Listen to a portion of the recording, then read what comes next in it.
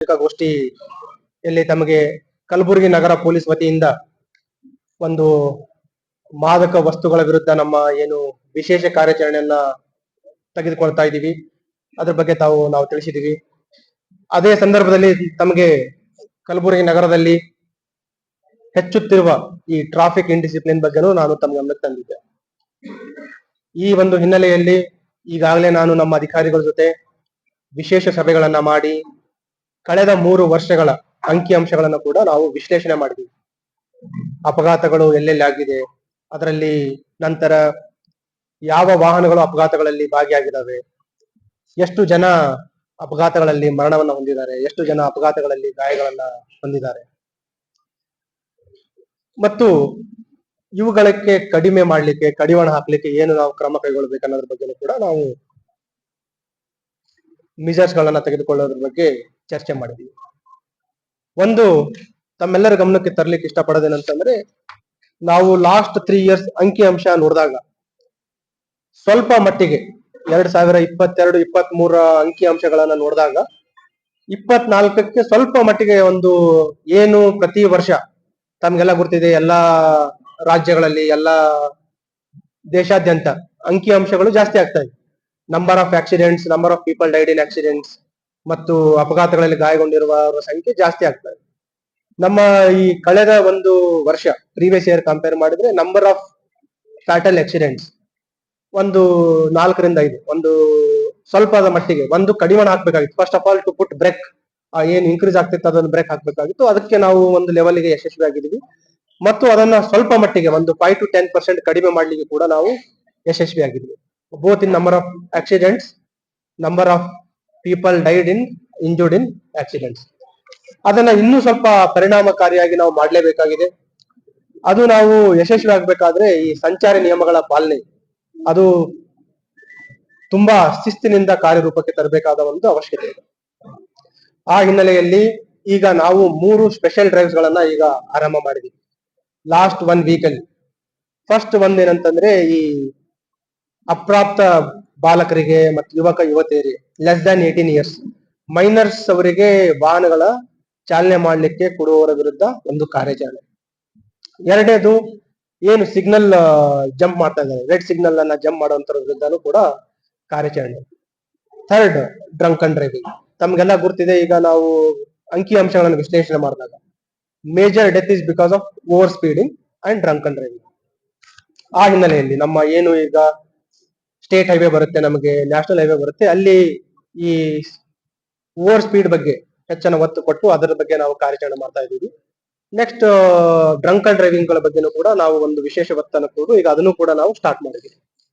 ಇಲ್ಲೇ ನಮ್ಮ ಹತ್ರ 2 ಸಂಚಾರಿ ಪೊಲೀಸ್ ಸ್ಟೇಷನ್ ಇದೆ. ಅವರು ಟ್ರಾಫಿಕ್ ರೆಗ್ಯುಲೇಷನ್ ಮಾಡಬೇಕು, ಎನ್ಫೋರ್ಸ್ಮೆಂಟ್ ಮಾಡಬೇಕು, ಮತ್ತು ಅವರ ಎನ್ಫೋರ್ಸ್ಮೆಂಟ್ ನಗರದಾದ್ಯಂತ ಒಂದು ಪರಿಣಾಮಕಾರಿಯಾಗಿ ಸಾರ್ವಜನಿಕರಿಗೆ ಅದು ತಲುಪುವ ಮಟ್ಟಕ್ಕೆ ಆಗಲ್ಲ ಅಂತ ತಿಳ್ಕೊಂಡು ನಾವು ನಮ್ಮ regular law and order police ಸಿಬ್ಬಂದಿಯನ್ನು ಕೂಡ ನಾವು ಈಗ ಅಧಿಕಾರಿಗಳನ್ನು ಕೂಡ ನಾವು ಬಳಸ್ತಾ ಇದ್ದೀವಿ. ಅದರ ಒಂದು ಹಿನ್ನೆಲೆಯಲ್ಲಿ ಈಗ ಲಾಸ್ಟ್ 1 ವೀಕ್ ಅಲ್ಲಿ ನಾವು ನೋಡಿದಾಗ ಒಟ್ಟು 154 ಈ ಮೈನರ್ಸ್ ಏನು ವಾಹನ ಸಂಚಾರ ಚಾಲನೆ ಮಾಡ್ತಾ ಇದ್ರು ಅವರ ವಾಹನಗಳನ್ನ ನಾವು ಸೀಸ್ ಮಾಡಿದ್ದೀವಿ. ಫಸ್ಟ್, ಅವರು ಏನು ಟ್ರಾಫಿಕ್ ನಿಯಮಗಳಿಗೆ, ಸಂಚಾರಿ ನಿಯಮಗಳು ಕಡ್ಡಾಯವಾಗಿ ಪಾಲನೆ ಮಾಡಬೇಕು ಅಂತ ಹೇಳಿದ್ವಿ. ಮತ್ತು ಅವರ ಏನು ಸೀಸ್ ಆಗಿರುವಂತ ವೆಹಿಕಲ್ಸ್ ಇದೆ ಕಂಪ್ಲೀಟ್ ನಮ್ಮ ಹತ್ರ ಡೇಟಾಬೇಸ್.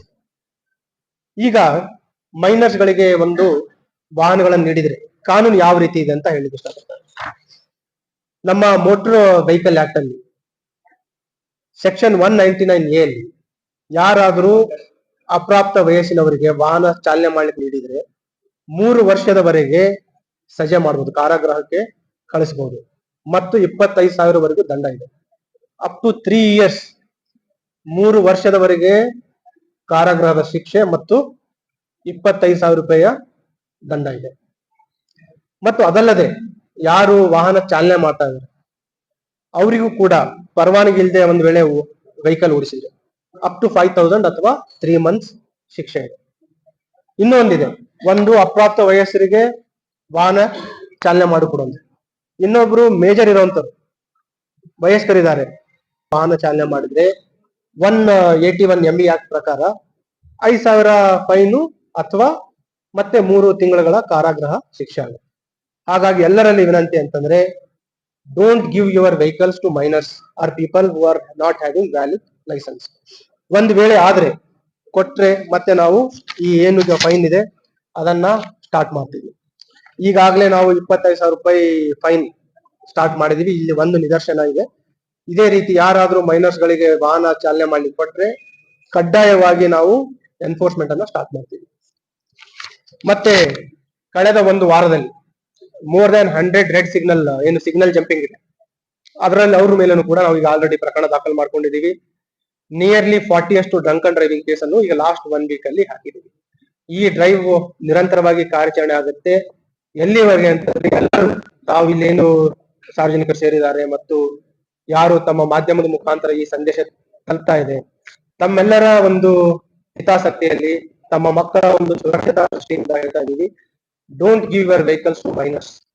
ಮತ್ತು ಒಂದ್ ವೇಳೆ ಅವ್ರಿಗೆ ಏನಾದ್ರೂ ತಾವು ಅವ್ರಿಗೆ ಶಾಲೆ ಹೋಗ್ಬೇಕು, ಕಾಲೇಜ್ ಹೋಗ್ಬೇಕು ಅಂತಂದ್ರೆ ಸೈಕಲ್ ಕೊಡಿಸುವಂತದ್ದು ಮಾಡಿ, ಅಥವಾ ಪರ್ಯಾಯ ಅವರಿಗೆ ಡ್ರಾಪ್ ಮತ್ತು ಪಿಕಪ್ ಮತ್ತು ಡ್ರಾಪ್ ಮಾಡುವಂತ ವ್ಯವಸ್ಥೆಯನ್ನು ಮಾಡಿ, ಆಟೋದಲ್ಲಿ ಹಾಕಿ ಕಳಿಸಬಹುದು ಅಥವಾ ಸ್ಕೂಲ್ ಕಾಲೇಜ್ ಬಸ್ಗಳಲ್ಲಿ ತಾವು ಕಳಿಸುವಂತದ್ದು ಮಾಡಬಹುದು. ಅದನ್ನ ಬಿಟ್ಟು ಮಕ್ಕಳ ಒಂದು ಭವಿಷ್ಯದ ಬಗ್ಗೆ ಆಟ ಆಡೋದು ಬೇಡ.